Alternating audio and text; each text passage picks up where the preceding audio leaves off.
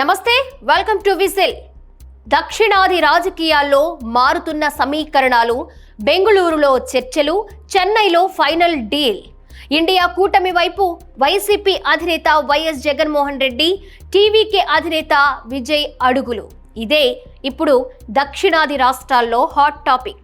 2026 తమిళనాడు ఎన్నికల వేళ దక్షిణాది రాజకీయ ముఖ చిత్రం వేగంగా మారిపోతోంది.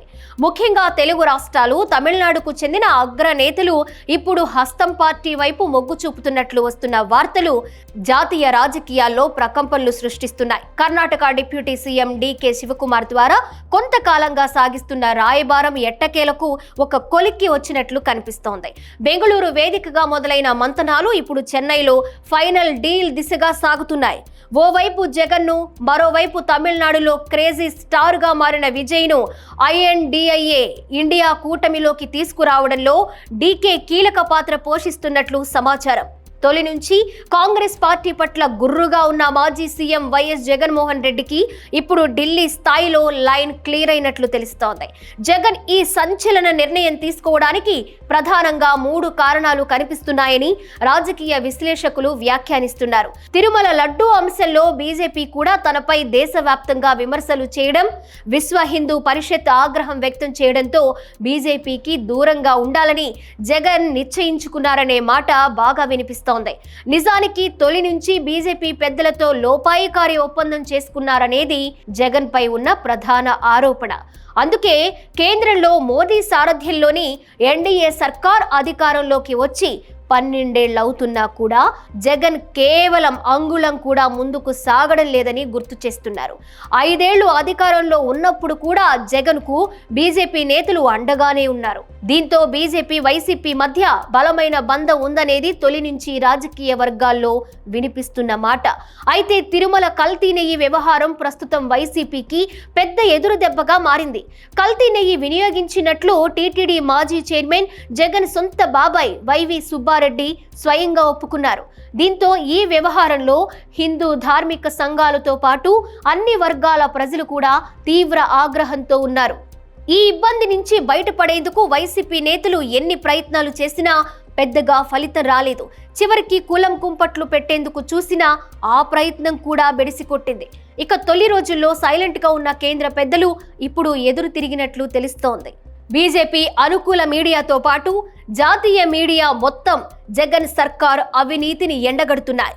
ఈ వ్యవహారంలో కేంద్రం నుండి ఆశించిన స్థాయిలో మద్దతు లభించకపోగా తనపైన జాతీయ మీడియాలో వస్తున్న నెగటివ్ కథనాల వెనుక కేంద్ర పెద్దల హస్తం ఉందని భావించిన జగన్ ఇండియా కూటమిలో చేరి మోదీకి గట్టి బుద్ధి చెప్పాలని డిసైడ్ అయ్యారనే మాట వినిపిస్తోంది.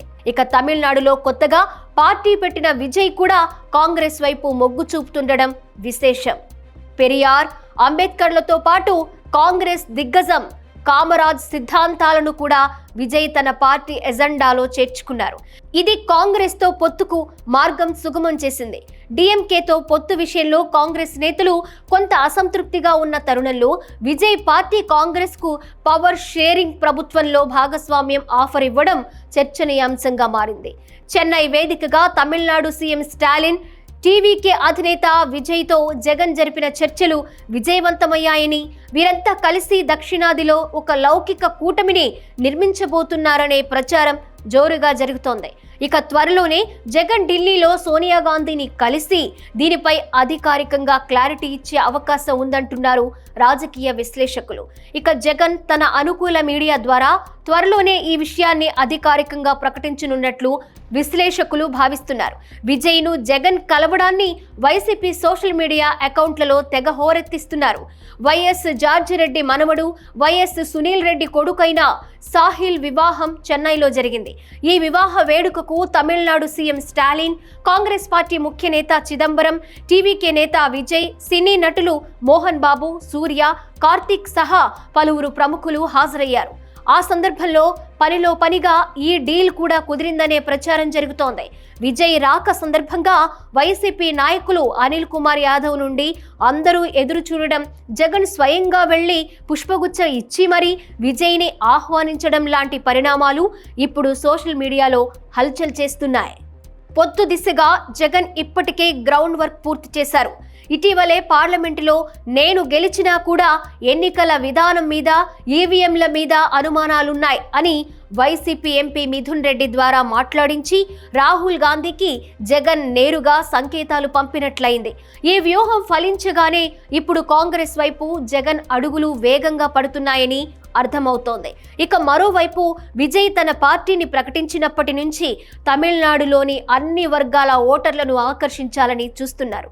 అయితే లడ్డూ కల్తీ వివాదంలో జగన్ తీవ్ర విమర్శలు ఎదుర్కొంటున్న తరుణంలో ఆయనతో కలవడం వల్ల తమిళనాడులోని హిందూ ఓటర్లకు తప్పుడు సంకేతాలు వెళ్తాయని కొందరు అభిమానులు ఆందోళన వ్యక్తం చేస్తున్నారు.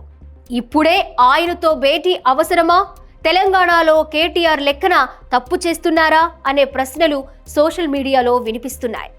తమిళనాడు బీజేపీ నేతలు ఇప్పటికే లడ్డూ వివాదాన్ని తమిళనాడులో కూడా హైలైట్ చేశారు. ఇప్పుడు జగన్తో విజయ్ జతకడితే హిందూ వ్యతిరేక శక్తులన్నీ ఏమవుతున్నాయి అని బీజేపీ విమర్శించే అవకాశం ఉందని, అది విజయ్ కొత్త పార్టీకి నష్టం చేస్తుందని కొందరు విశ్లేషిస్తున్నారు. ఇక దక్షిణాదిలో మోదీకి వ్యతిరేకంగా కూటమి కట్టాలంటే జగన్ మద్దతు అవసరమని మరికొందరు తమిళనాడులో వాదిస్తున్నారు.